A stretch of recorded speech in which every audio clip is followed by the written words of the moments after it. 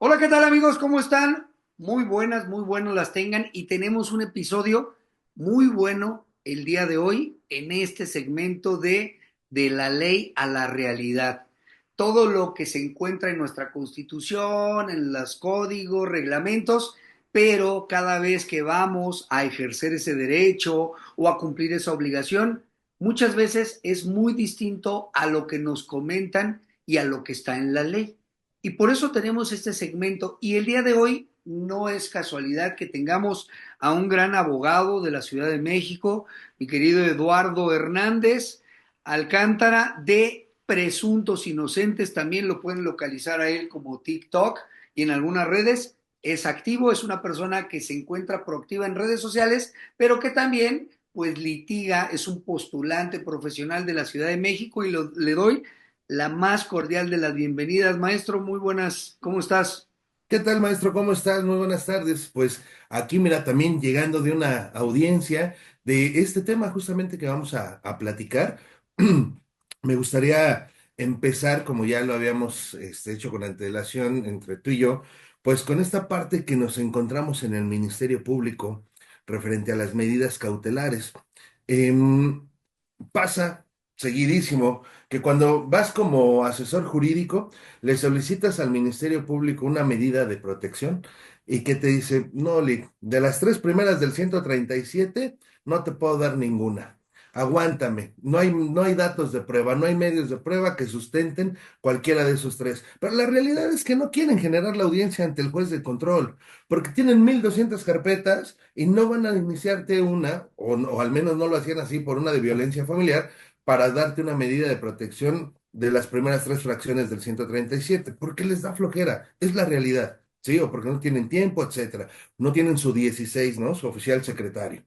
Entonces, ¿qué pasa? Cuando vas con el imputado, cuando vas con el imputado a una audiencia inicial, resulta que el Ministerio Público te quiere poner una medida cautelar de prisión preventiva justificada. Entonces, oye, permíteme, pero si llevaste una carpeta sin detenido durante un año, como medida de protección, tu Ministerio Público, dijiste que aquí en la Ciudad de México tenemos algo que se llama el Código Águila, ¿sí? Que es la vigilancia de la Secretaría de Seguridad Ciudadana en el domicilio, pasar a verificar cada cierto tiempo que efectivamente la víctima se encuentra a salvo, etcétera. Que es una de las menores, es una de las menos lesivas. Durante un año te la llevaste con esa medida de protección, que dicho sea de paso, si al fiscal no se le olvidó renovarla, ¿eh? Porque la carpeta de investigación se integró durante 6 meses, un año, pero solamente te la dio la primera vez, duraron 60 días y ya no te la renovaron. Pero ahora resulta que del día que solicitó la judicialización de la carpeta al día de la audiencia, ya va con una prisión preventiva justificada. Oye, Entonces, hermano, dime. digo, y iniciando con este gran tema, ahorita déjame les comento a todas las personas que nos están viendo que tenemos el tema importante, medidas cautelares. Recordar, y tú como experto sabemos que una medida cautelar es para que asegurar, según este sistema adversarial, pues que se iba a regir con varias reglas. Ahorita nos estás adelantando y nos vamos a ir adentrando en este tema, en donde el fiscal, los ministerios públicos tendrían la capacidad de ver los riesgos, solicitar. Recordemos que también tenemos este tema del deber de lealtad, que ahorita lo vamos a abordar, y nos marca de que este programa, que es yo creo que uno de muchos que se van a hacer, el tema de las medidas cautelares, el tema Claro. cómo ejerce el fiscal por una falta de capacidad de personal, de sobre trabajo, de probidad, de lealtad, de este principio de lealtad. Llegamos, como ahorita dices, y vamos a retomarlo, tuvieron a una persona en una carpeta de investigación donde ellos tuvieron ciertos informes de vigilancia, ciertos parámetros, a lo mejor el cliente o la persona que estaba siendo imputada se presentó ante la autoridad las veces que le quisieron solicitar información en las fiscalías, pero cuando vamos a la audiencia, como tú comentas, pues es como un borrón y cuenta nueva del fiscal y quiere implantarte esta prisión preventiva justificada que ahorita también está mal acomodada en muchas circunstancias, mal con criterios, y por eso tenemos este grande problema y este gran programa, maestro Eduardo, de las medidas de protección, las medidas cautelares y cómo se está deformando en el sistema de la ley a la realidad. Así es que, Claro. adelante, profesor, perdón por haberte interrumpido, creo que es importante dar el contexto y ahora sí, estamos en tus manos, Master. Claro, muchas gracias. Pues mire, como acabas de decir, maestro, partiendo de la base, entendamos como una medida cautelar eh, con independencia de materia del proceso, ¿no? Pero bueno, estamos hablando aquí en materia penal, pues es la parte, como premisa mayor, parte de afectar o restringir, ¿sí? Un goce de un derecho en agravio de alguien, del imputado en este caso en materia penal, ¿no? Se trata de afectar o restringir un derecho. De cierta manera, también tenemos que entender que estas medidas cautelares se hicieron para salvaguardar justamente como un objetivo el acceso a la justicia y la tutela judicial efectiva. ¿Qué es esto? Pues simplemente advertir a los tres riesgos procesales que existen y que nos enmarca el Código Nacional de Procedimientos Penales en el artículo 168, 169 y 170. Sin embargo, se ha dado todo un cambio, todo un giro y un debate, maestro, tú lo sabes, respecto de los riesgos procesales, que si de repente el Ministerio Público logra justificar dichos riesgos o no, y algo que partimos de la obligación del Ministerio Público ubicada en el diverso 131 del Código Nacional, es llevar una investigación apegada a derechos humanos, ¿sí? Respetando los pactos internacionales de los cuales México forma parte. Por lo tanto, al tener que velar y llevar esta investigación apegada a este derecho, a esta supremacía constitucional, su, su funcionar no es si quiere, es que tiene, es obligación. Y tiene a las policías, a los ministerios públicos, tiene a todo el mecanismo del Estado para poder advertir si efectivamente existe un riesgo. Pero la víctima no empieza a ser víctima desde la audiencia inicial. Adquiere esa calidad jurídica desde que denuncia o desde que se aquerella. Y desde ese momento el Ministerio Público, justamente por esta independencia entre los poderes, él tiene la obligación del bien jurídico tutelado máximo en ese momento, que es la víctima. Y tiene esa obligación de cuidarla, de garantizarla. Él es garante de esos derechos.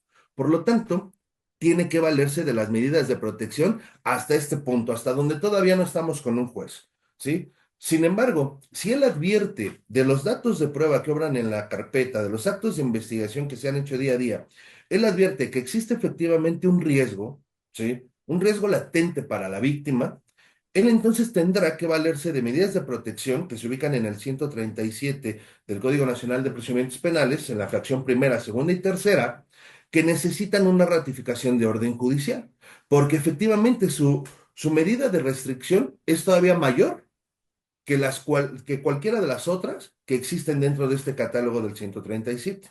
Sin embargo, al tener esa tutela, el Ministerio Público, ¿qué es lo que hace en la realidad? Que es a donde veníamos y partimos de esa premisa mayor que hicimos al inicio. El Ministerio Público no se mete en problemas. Esto es lo que pasa en la realidad. Sí, el Ministerio Público muy difícilmente te da esas medidas de protección, casi nunca te las da.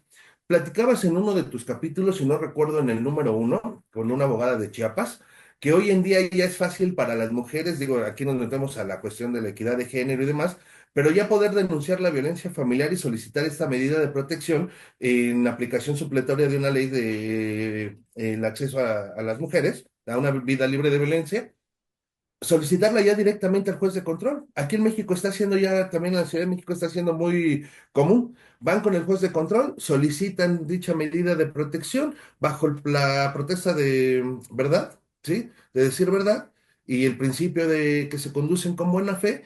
El juez de control, ¿qué es lo que hace? Brinda esas medidas de protección, ¿sí? Que se ubican en esta ley en el 61, brindan esta medida de protección lo que antes le costaba tanto trabajo al Ministerio Público hacernos del 137 fracción primera, segunda y tercera, hoy por hoy es inmediato. Es inmediato, no hay una carpeta de investigación, no hay un dato de prueba, no hay absolutamente nada, pero de manera inmediata te citan a una audiencia, llegas a la audiencia y por más que le dices al juez, ¿sabe qué es su señoría? pues es que el estándar mínimo probatorio que nos indica la audiencia inicial, aquí tampoco existe. Aquí solamente es porque lo digo yo víctima, nada más. Y entonces la justicia está a capricho, ¿sí? De lo que puede decir una víctima. Tengo un ejemplo muy claro, licenciado. Lo poníamos el día de que nos vimos en TikTok. Una persona, una víctima, mujer, tiene un tema en el orden familiar, una controversia del orden familiar con uno de mis clientes. En la controversia del orden familiar vamos bastante bien, tenemos un régimen de visitas, vamos avanzando. Sin embargo, se acercaban las fechas decembrinas del año pasado, estas próximas pasadas, y la señorita pues, no quiso que mi cliente viera al menor y se lo empezó a prohibir por ahí de principios de diciembre. Pues como mi cliente iba a su régimen de visitas, pues ¿qué fue lo que hizo? Solicitó unas medidas de protección ante aquí la UGA 13, aquí en Sullivan, para que el juez de control se las pudiera ratificar. Como antecedente te digo que esta persona, atendiendo también a no más denuncias falsas, esta persona tenía 5 denuncias en contra de mi cliente, incluso una de ellas por abuso sexual a su hijo, ¿sí? Y las 5 ya se encontraban en archivo temporal, porque va, denuncia y no aporta ni un solo dato de prueba. No se presenta nunca al centro de atención a víctimas. No tiene ni una cita con la psicóloga. No lleva al menor. Y en las otras carpetas jamás aporta ni siquiera un comprobante de domicilio que le habían pedido. O sea, imagínate nada más la intención y tú ves el modus operandi donde voy, presento una denuncia, solicito medidas de protección en ese momento y restrinjo, que es el objetivo, ¿no? Restrinjo ya de un derecho. Y no nada más estoy restringiendo de un derecho a la contraparte, que es mi marido, mi expareja o demás. Estoy restringiendo de un derecho a un menor, Claro. que el menor Y, tiene el derecho de ver a su padre. oye, hermano, y aquí entra un tema y un principio de este sistema, porque entorpeces el proceso también. Aunque te den esas medidas, pero vas en contra de los principios que nos rigen este sistema, porque estarás de acuerdo que al final entorpece una debida diligencia, una debida investigación, estos elementos objetivos que debe de tener cualquier autoridad, y con estos principios, pues cae esa situación que deja a la persona que se está defendiendo en un estado de indefensión y hay una arma literal, una arma legal, pues para ejercerla de forma inmediata. Exactamente. Justamente quiero hacer esta comparación. Qué bueno que me ayudas y me das la pauta, maestro, porque me voy en un extremo. En las sentencias Sompaclet Texpile y García Rodríguez contra otros, cuando están fundamentando y motivando el por qué la prisión preventiva de corte oficioso es inconvencional, se centra esa sentencia en la inconvencionalidad en que no hay debate, en que no me permites debatir la medida cautelar, en que es de manera automática, sino esto ya en una audiencia de vinculación a proceso y el debate de medida cautelar. Si nos vamos al otro extremo, donde estamos en una fiscalía con un ministerio público, ¿sí? Estamos integrando una carpeta de investigación o bien ni siquiera se está integrando y me llevas ante el juez de control a que me ratifique las medidas de protección, tampoco me estás permitiendo entrada al debate. ¿Y qué te voy a debatir si ni siquiera hay un solo dato de prueba? Porque la imposición de las medidas que restringen un derecho deben de ser de manera objetiva, racional. Debe de existir documento, existe jurisprudencia donde dice que debe de existir dato de prueba y que el juez no las puede imponer a simple valoración del dicho de quien las solicita o quien las debate. Y eso es lo que está pasando en la actualidad. Simplemente la víctima y el abogado victimal dicen, ¿sabes qué? Pasó tal día, a tal hora, de cierto hecho, por lo que solicito la medida. Estamos prejuzgando con un hecho futuro incierto. No sé si pasó, no sé si pasó o no pasó, pero de momento, por si llegase a pasar, o sea, un hecho futuro incierto, ahí te va tu medida de protección, te restrinjo a ti, hoy en día, a ti hombre, te restrinjo de un derecho, pero las consecuencias que trae eso dentro de toda tu vida. Oye, y ahorita con este tema tan importante de esta ley de igualdad sustantiva que hemos estado hablando y ahora nosotros como hombre pues nos van limitando, hablaba con la licenciada Andy, también de esta ley que empezó también ahí en Ciudad de México, el agresor sale de casa. Entonces, es el dicho, con ese dicho, muchos padres, muchos padres, varones, quedan fuera sin ningún tipo de elementos. Pero la verdad es que estamos viendo que estamos deformando el sistema. Lo Claro, comentamos hace unos momentos, maestro.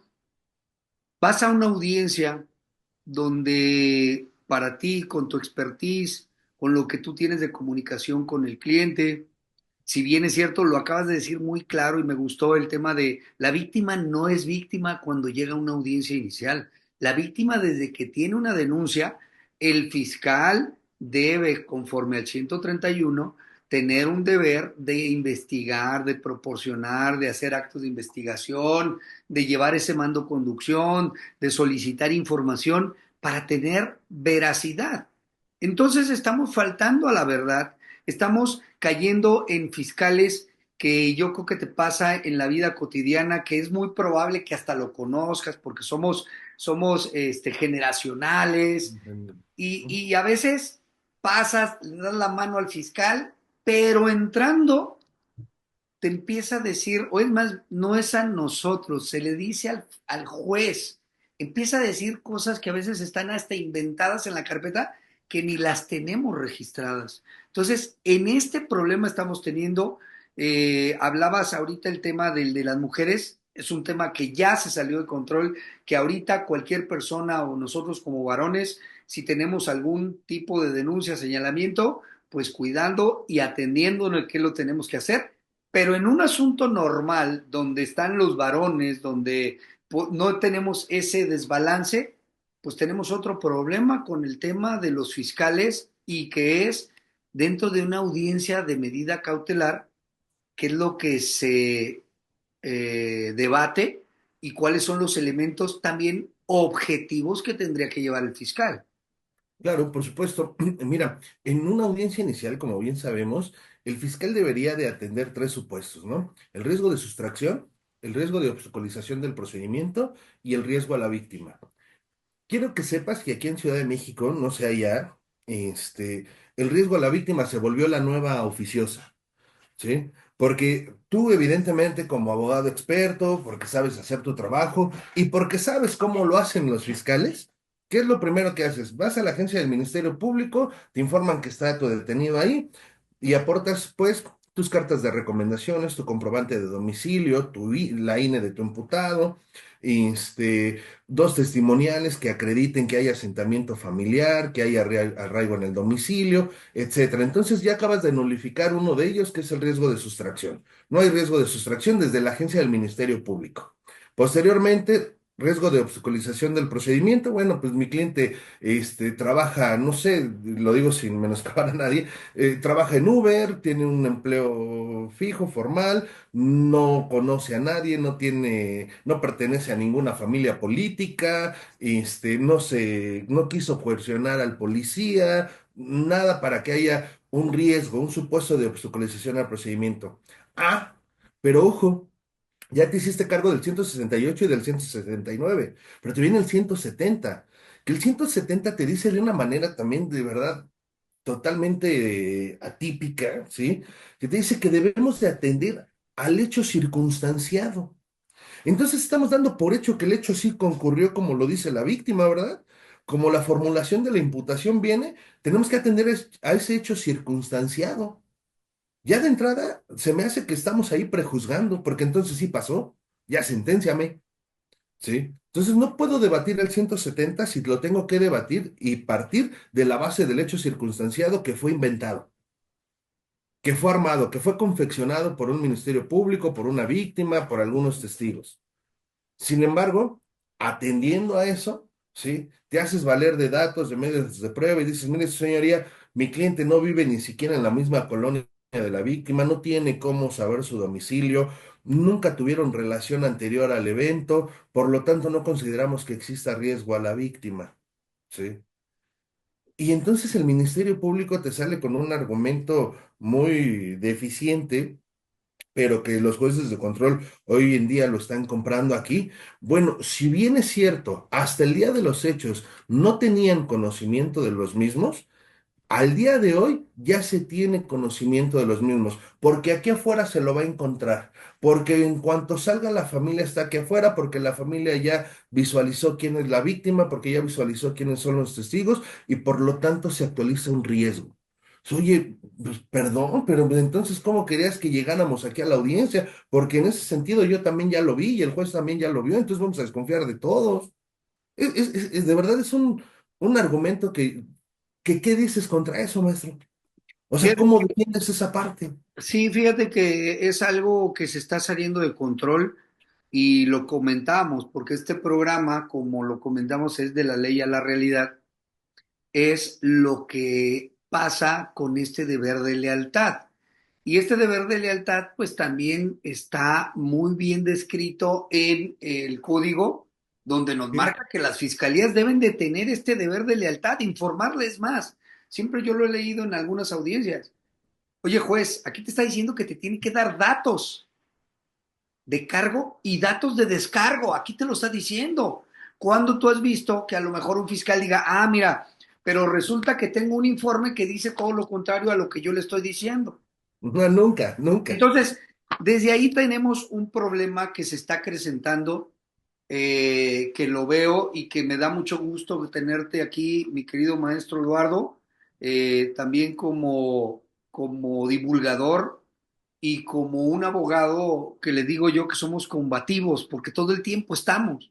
Entonces, nosotros nos dedicamos a obtener un resultado para también poder tener un pago. Entonces, no tenemos ese sueldo, no tenemos esa manera y el ver cómo se va degradando el sistema, cómo se van incrementando ciertas cuestiones, cómo algunos jueces también de alguna manera a lo mejor ya llevan cuatro, cinco, seis audiencias y ahora le tocó y ahora pues se encuentran a lo mejor en un tema no tan agradable emocionalmente, pero pues son elementos que no dejamos de ver en donde te pueden decretar una medida cautelar diversa de las que te marca del 155, las 13 que tenemos, ¿eh? Es correcto. Fíjate que es algo que debato yo mucho en audiencia, porque el Ministerio Público llega y propone la que él quiere, que es la prisión preventiva justificada, ¿no? Él llega y dice, señoría, esta representación social solicita la prisión preventiva justificada. Pero realmente el ordenamiento nos dice que él tendría que explicar el por qué ninguna de las otras 13 son idóneas, son pertinentes, son necesarias, proporcionales y demás. Él no lo hace. Y cuando lo llegan a hacer, me ha tocado jueces, maestro, ¿sí? Que le dicen, al grano fiscal. Porque sí, explicar las 13 pues nos va a llevar un gran tiempo, ¿verdad? El decir por qué no nos va a llevar un gran tiempo. Pero entonces es donde dices, ya se está destruyendo el sistema, porque el Ministerio Público no está sentando las bases del por qué las otras 13 no son suficientes. Solamente se limita a pedir una, sin necesidad de justificarla incluso. Y aunque me justificaras esa, también me tendrías que decir por qué las otras 13 no. Pareciera que nada más conocen la 14, ¿no? Entonces, no es no es proporcional, digo, dentro de los principios a lo que nos lleva la medida cautelar, dentro de su idoneidad, la necesidad y la proporcionalidad, tenemos que ver ese test de proporcionalidad del que tanto se habla en audiencias, ¿no? Donde se dice cuál fue el bien jurídico afectado para poder yo saber qué tipo de medida cautelar te tengo que poner. Pero de ahí incluso consideramos nosotros aquí en el despacho LIC que ya se está también prejuzgando, porque estamos tratando de llegar a una verdad histórica. Y al momento de que muchos jueces dicen, es que hay que llegar a la verdad histórica, dices, bueno, si ya de entrada es verdad, ya senténciame de una vez. Sí, no, Porque no. perdón, la medida cautelar, más allá, o más bien dentro de que tiene que cumplir con estos tres supuestos de los riesgos procesales, ¿sí? Y que no lo hace el Ministerio Público así, que no lo justifica, que no lo argumenta de manera debida, también el juez es muy condescendiente. ¿Cuántas veces no nos ha pasado, sí? Que llegas y dices, ¿qué juez me toca? No, pues te toca en este caso y lo voy a decir porque aparte tengo buena relación con ellos y lo he platicado con ellos. Pues te toca el juez Gerardo Campos Malagón, ¿no? Dices, buena. ¿Por qué? Porque traigo todo mi argumento, Convención Interamericana, traigo este Código Nacional de Procedimientos Penales, traigo jurisprudencia y sé que él atiende a esa parte, ¿no? Oye, ¿qué juez me toca? No, pues te toca mi bien y querido juez Júpiter. Dices, no, pues ya, de una vez, váyanse preparando el barco porque el señor se va a quedar, ¿no? De 10 vincula a 11. Entonces, imagínate cómo nos va con las cautelares, ¿no? Entonces, realmente no podemos determinar la realidad de una persona por el juez que nos toque y por los números que tenga que entregar la fiscalía. Porque la fiscalía dice, ya detuvimos al delincuente, ya lo llevamos ante el juez, pero el juez lo dejó salir. Y ahí es donde el juez entra en esa presión social y por eso encuentra la forma, o de manera tan absurda como lo pide el Ministerio Público, de dejar gente adentro. Porque hoy por hoy les están abriendo procedimientos por estar dando libertades.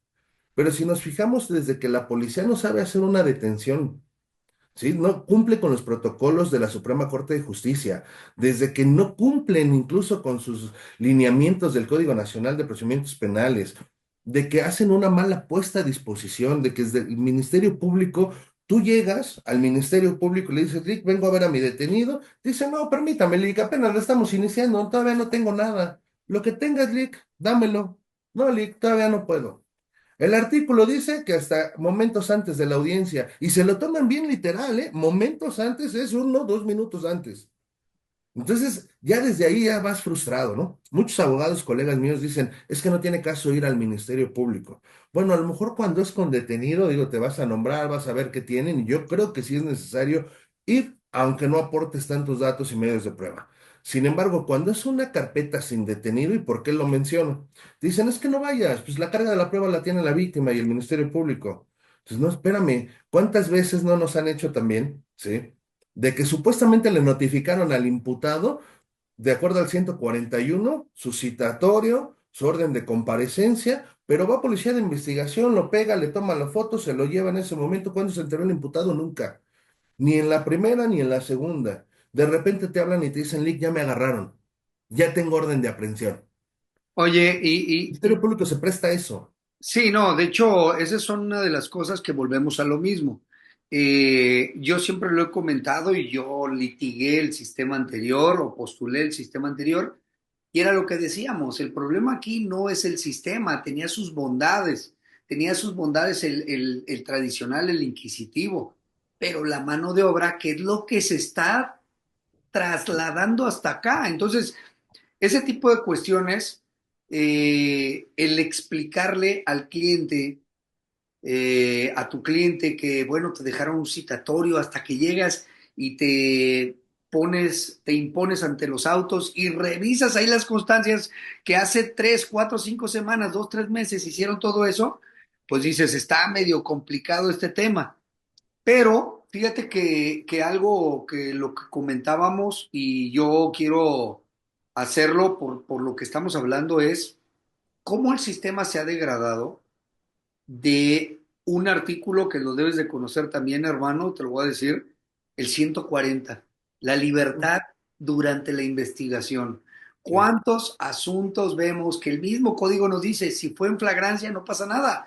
Mientras no sea de prisión preventiva, puede pasar por fuera y ponerle las 13 medidas que no tienes que estar enfrente del juez, pero el fiscal puede poner, firmar, poner restricción, poner informes, lo que tú hablas de varias instituciones para que te realicen, para que vayas documentando. El problema es que tenemos fiscales que pueden ir a muchos cursos, yo te lo comentaba ahorita, se van al extranjero, van y platican allá, van y despliegan todos sus argumentos como si estuviéramos en una audiencia en Nueva York, Sí. pero cuando te toca en una agencia del Ministerio Público, dentro de una delegación, de un municipio, de una colonia, Pues resulta que todo lo que fue a aprender, pues no, porque pues es que así, aquí lo hacemos así. Tenemos que tener números, tenemos que dar resultados para quien gustes y mandes, pero el principio del proceso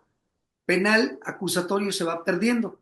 Y Claro. cuando llegas, efectivamente tú lo comentabas, en una audiencia donde te lo vinculan, bueno, dices, yo como defensor tengo una opción para ver una medida o que se varíe la medida cautelar y llevármelo. Por lo menos va a estar vinculado, pero que se vaya a casa.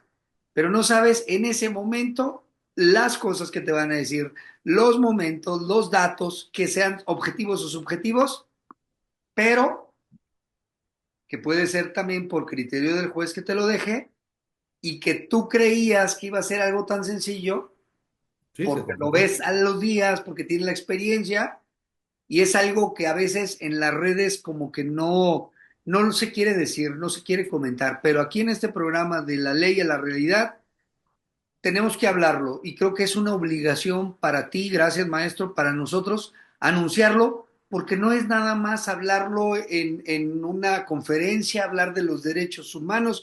¿Cuántos fiscales tú has visto que hablan de derechos humanos, de la convencionalidad, esto, pero no les llegue una carpeta por el delito más simple, porque te vas a Tiemblan. tener a un fiscal de hierro, como se le diría? Claro, fíjate que ahorita que comentas esto, haciéndome cargo, quisiera hablar de esto que comentabas. Se supone que el Ministerio Público tiene la carga de la prueba y él es el que te va a imponer la medida cautelar. Y es importante decirlo, como dices, tenemos la obligación de decirlo. El Ministerio Público debería de llegar a la audiencia inicial con una evaluación de riesgos, porque sobre eso, ¿qué estamos atendiendo? Riesgos procesales, ¿no? En la medida cautelar. Entonces, ¿con qué tendría que llegar el Ministerio Público? Con una evaluación de riesgos y no la lleva. Y cuando debates la medida cautelar, o incluso si te vinculan a tu imputado y te quieres someter a una suspensión condicional del proceso, el diverso 195 te exige que lleves esa evaluación de riesgos. Y no la Entonces, tienes. permíteme, pues yo no la tengo, es que la tenía que traer el Ministerio Público. Él iba a debatir una medida cautelar en donde iba a atender a los riesgos. ¿Qué necesita? Una evaluación de riesgos. Tú, juez, la puedes pedir ahorita al auxiliar de sala y te la dan en 5 minutos. Pero estamos en el burocratismo donde se supone que este sistema penal, acusatorio, adversarial, teníamos que quitar, que iban a ser los procedimientos más ágiles. Ahora sí, me regreso al 140 que mencionabas. De verdad, y lo voy a concatenar con lo que decías, es que darlo en una conferencia está muy padre, ¿no? Y aquí voy a citar al doctor, muy reconocido para mí, me gusta mucho su manera de interpretar, Arona Tristain, aquí un juez de control que fue destituido porque lo castigaron precisamente porque él sí aplicaba esta parte, este control difuso, maestro. Él decía, el 140 dice el Ministerio Público podrá dar la libertad del imputado durante la investigación. Es durante la investigación y es podrá, no es querrá, no es discrecional, no es una cuestión discrecional. Si concatenamos el 140 con el 131 fracción primera, en donde el Ministerio Público tiene la obligación de atender a la Constitución y a los pactos de los cuales México forme parte, la Convención Interamericana, la Ley de Derechos Políticos y Civiles, el Pacto de Derechos Civiles y Políticos te dice que debes de dar la libertad, que debes de preponderar la libertad. Estamos atendiendo a Convención Interamericana y estamos atendiendo a los pactos de los cuales México forma parte y a la Constitución, porque así lo tiene que hacer el Ministerio Público. Entonces, concatenamos Constitución, pactos internacionales, obligación del Ministerio Público en una ley secundaria, más el génesis, la premisa mayor del 140. ¿Tendrá? ¿Podrá? No, tiene que. Es su obligación analizarlo de esta manera para poder decretar la libertad. Máxime, ¿sí? Máxime que cuando tú llegas al Ministerio Público de conformidad al diverso 149, el Ministerio Público ya tiene un acuerdo de retención. O sea, lo detuvo a las 12 y a las 2 ya tiene un acuerdo de retención, sin datos de pruebas, sin periciales, sin nada. O sea, ya tuviste los argumentos tú, Ministerio Público, para acordar que lo necesitas tener retenido y la necesidad de cautela. Pero cuando yo te pido el 140 me dices que todavía hay actos de investigación pendientes por realizar, que por lo tanto no puedes atender a mi solicitud. Pues se dice durante la investigación, no cuando ésta finalice. Entonces, aquí es un cáncer de verdad de los ministerios públicos. Lamentada frase, ¿no, Lick? Es que tengo órdenes de ahí arriba de no soltar a nadie, porque hoy tengo que subir todo. Es que hoy todo se sube, Lick. No, ni me digas, ¿eh? Porque hoy todo se sube. Lick, pues te voy a promover. ¿Para qué le promueves? Mejor espérate, mira, te lo llevas en la audiencia, porque ya son cánceres, maestro. Desgraciadamente, a veces uno como litigante tienes que involucrarte en el sistema, tienes que meterte ahí en el sistema para poder aprender todo esto y ir sorteándolos, de verdad. Porque así como tú dices, hoy te saludas con el Ministerio Público, llegas, te llevas a todo dar, pero ya una vez que se sienta en su escritorio se transforma y todo te niega, con una sonrisa, pero te lo niega. En audiencia no se diga, te empieza a atacar con cosas tan inverosímiles, con cosas inventadas. Me pasó aquí en Barrientos apenas un informe del policía de investigación, decía, se visualiza 5 personas con chaleco. Y el Ministerio Público, al momento de hacer su argumentación para la vinculación a proceso, y se cuenta con el dato de prueba correspondiente a un informe de policía de investigación que describe a 5 personas con chaleco de color azul que dice tal leyenda. Reviso mi informe, dije, yo lo revisé antes de venir, reviso mi informe, no estaba eso de que de color azul y de tal leyenda. Y cuando le solicito al juez que me haga la aclaración y la precisión, el Ministerio Público, que en qué parte del informe dice esa frase, el Ministerio Público dice, discúlpeme señora, me equivoqué. No, no te equivocaste, inventaste, incorporaste información novedosa que no venía en un informe y estás faltando a tu deber de lealtad. Y al faltar a ese deber de lealtad, el juez tendría que dar vista a su superior jerárquico, pero el juez no lo hace tampoco, maestro. El juez no lo hace y permite todas estas malas praxis. Y fíjate, y corremos el riesgo, el gran riesgo que volvemos a lo mismo. Ya lo planteó el fiscal, ya lo aventó, ya lo aventó al asador. Entonces, el juez tiene que atender eso. Ya le debatiste, ya le informaste. ¿Qué hace un juez o qué tendría que hacer? Bueno, todos hablamos de esta figura del juez que tiene que ser capaz de discernir, de analizar, y que muchas veces estamos cayendo igual en la misma manera de decir, bueno, pues ¿para qué me arriesgo? Y no digamos un tema mediático, que sé que también lo conocemos, ¿no? Un tema Sí. mediático. Pero mira, mi estimado maestro Eduardo, me da mucho gusto el hablar de estos temas, de la ley a la realidad, pero me gustaría bajo tu óptica, bajo tu expertise, qué es lo que ves, lo de diario, lo que estás en todos lados, una reflexión, maestro, de lo que se viene en la prisión preventiva justificada. Ya no hablemos del tema de oficioso, porque ya sabemos que ese catálogo va incrementándose como aquella vez o en el sistema anterior, que ya nada más teníamos, eran pocos los que estaban afuera como delitos no graves. En este caso se está incrementando el catálogo de prisión preventiva oficiosa. Pero ¿qué visualizas tú con estos vicios, con estas prácticas? El tema de la prisión preventiva justificada. Pues mira, yo caigo a la siguiente reflexión. Tenemos que preparar a los ministerios públicos para que puedan sostener debates objetivos, razonables, para la imposición de las mismas.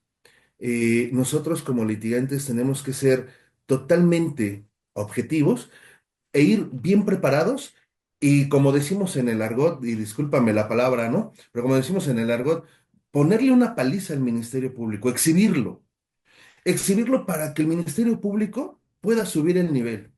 Y también atender a las manifestaciones del juez cuando el Ministerio Público, sin solicitar, sin argumentar o sin fundamentar, el mismo juez le hace la tarea al Ministerio Público, ¿no? ¿Cuántas veces nos ha pasado también esa parte donde dices, es que el Ministerio Público ni siquiera te lo está solicitando, o el Ministerio Público no se hizo cargo de mis argumentos, quien se está haciendo cargo eres tú?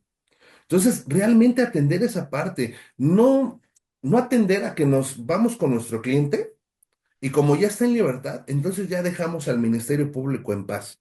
Vámonos a asuntos internos, vamos a meter apelaciones, vamos a meter amparos. Yo sé que a veces el cliente no los paga, porque el cliente ya tiene a su familiar afuera y ya para él ya es todo, ¿no? Pero hagámoslo por ética, hagámoslo por profesionalismo, hagamos algo si queremos ayudar a este sistema del que tanto nos estamos quejando. Porque viene la reforma judicial o ya está la reforma judicial, la prisión preventiva justificada cada vez va a ser más fácil para el Ministerio Público cuando el juez sea su amigo, sea su compadre o sea impuesto. Tenemos que argumentar, tenemos que fundamentar, tenemos que empaparnos, invocar tesis, invocar jurisprudencias, invocar preceptos y principios de ley apegados a derecho para que tengamos esa recurrencia, ¿sí? Para poder apelar, para podernos ir al amparo directo, indirecto, según sea el caso, ¿sí? Y poder evidentemente evidenciar las falencias del Ministerio Público, ¿sí? Y del juez en su momento, que son el cáncer hoy en día de este proceso, de este colapso y de esta crisis que estamos teniendo en cuanto a la libertad. El segundo derecho humano más preciado, que es la libertad, se está viendo trastocado y está en un colapso constitucional horrible, maestro. Por lo tanto, considero que nosotros, desde nuestra parte, desde nuestra trinchera, tenemos que hacer lo propio, tenemos que argumentar, tenemos que ir bien preparados porque se nos avecinan prisiones preventivas justificadas, más las 25 oficiosas que ya son hoy en día de los delitos, ¿sí? Y de verdad yo no sé qué van a hacer los centros penitenciarios con tanta gente, ¿eh? Porque ahora sí, pues van a amalgamar esta parte con la reforma judicial, donde la fiscalía te pone a los presuntos delincuentes, el Poder Judicial los atrapa, los encarcela, cuando estamos hablando de señores que a lo mejor olvidaron pagar un gansito, cuando estamos hablando de señoras que a lo mejor traían un cosmético en la mano, se salieron y se les olvidó pagar y querían pagarlo, pero ya se había consumado el delito, ¿sí? Porque vamos a analizar y daban unos números muy importantes también aquí en tu canal, en el programa pasado, donde cuántas personas inocentes, si no mal recuerdo, eran 4,000 personas, ¿sí? Al año que son encarceladas de manera inocente, y tú mencionabas que ahí en el estado donde te encuentras hay de 800 a 1,200 denuncias al mes. Si tú No, y encarcelas, ese es en tema nada más para la mujer. exacto, Imagínate las otras cuestiones, otras materias. Eso para exactamente. el tema de la ciudad de la mujer. Partamos de esta media y encarcela a la mitad de ellos por prisión preventiva oficiosa o justificada de una manera tan falente.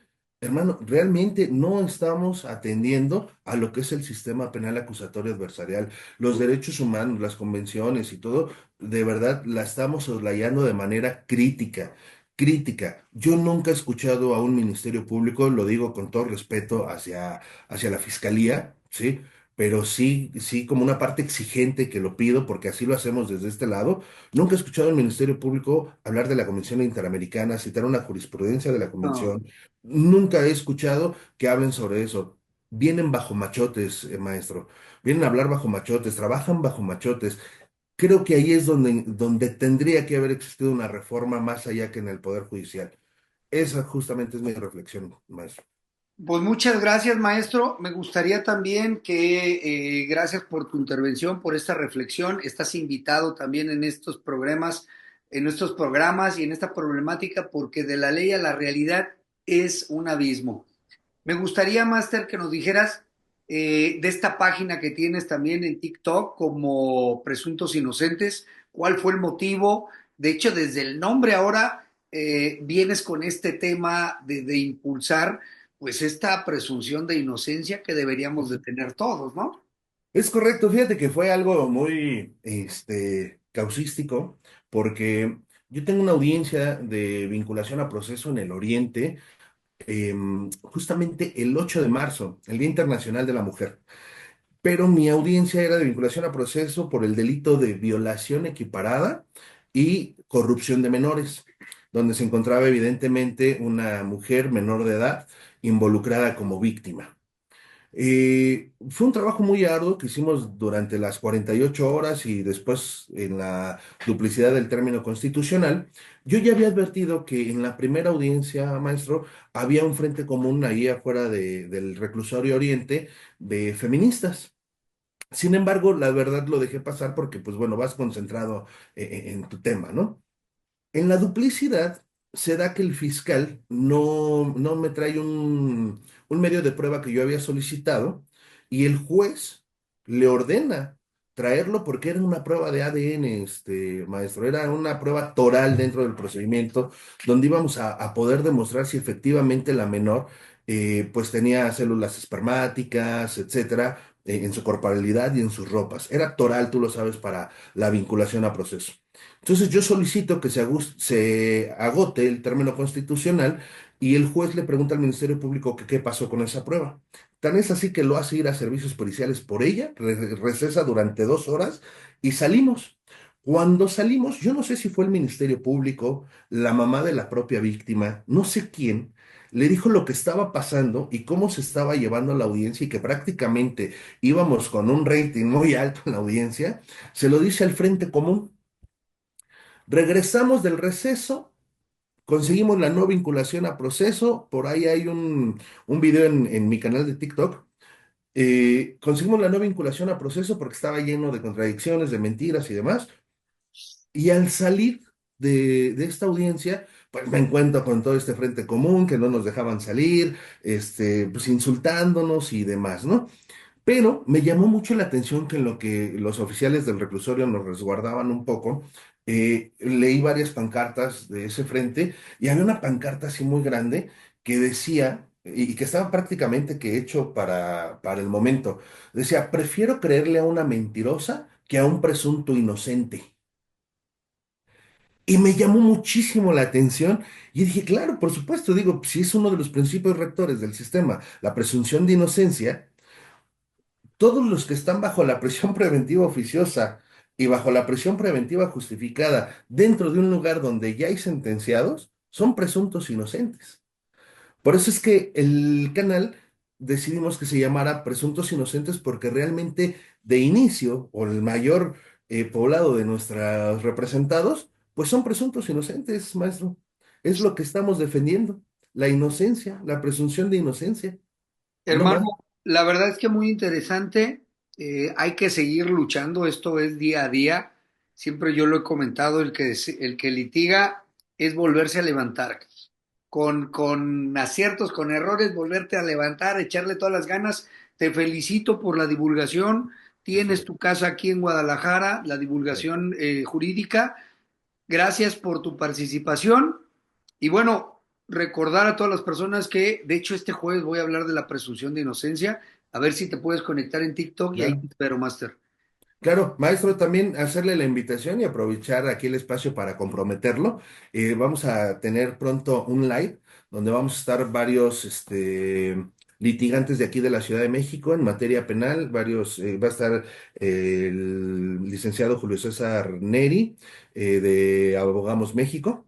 Va a estar el licenciado Alejandro Salinas y vamos a ver varios litigantes y queremos justamente hacer una mesa de debate donde digamos lo que nos pasa el día con día, como tema principal, pues esta reforma judicial y esta reforma a la prisión preventiva automática u oficiosa, que desde este momento te hago la invitación y espero contar con tu presencia. Gracias, maestro, te agradezco mucho. Les agradezco a todas las personas. Es el momento ahorita de compartir porque alguien le puede necesitar y alguien necesita esa información, un tío, un abuelo, la prima, la amiga, a todo mundo. Muchas gracias, maestro. Nosotros nos Gracias. despedimos atrás de bambalinas. Por lo pronto, vámonos. Gracias, nos vemos Hasta en otro luego, gracias. momento de la ley a la realidad.